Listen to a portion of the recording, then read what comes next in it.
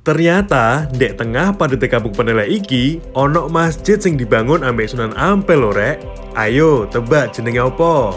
Ya, bener rek, ini dia Masjid Jami Peneleh. Lokasinya ada di Jalan Peneleh 5 nomor 41. Menurut takmir masjid, masjid ini dibangun sekitar tahun 1430 Masehi oleh Sunan Ampel. Jika dilihat dari atas, Masjid Peneleh tampak seperti perahu terbalik, ditopang dengan 10 tiang kayu jati, serta terdapat ventilasi di jendela dan atap masjid bertuliskan para nabi dan sahabat Rasul. Ono kisah menarik di masjid iki rek, jenenge Beduk Kintir. Beduk ini ditemukan oleh warga mengapung di Sungai Kalimas di sekitar Kampung Peneleh. Dan aneh, beduk iki me iso muni ndek Masjid Peneleh hae lho rek. Meskipun sudah pernah dipindahkan ke Masjid Kemayoran dan Kebang Kuning, tetap saja beduk ini tidak dapat berbunyi. Selain itu, ada juga sumur tua yang sekarang ditutup oleh pengurus masjid. Konon katanya, sumur ini terhubung dengan sumur Zam-Zam dan sumur Ampel.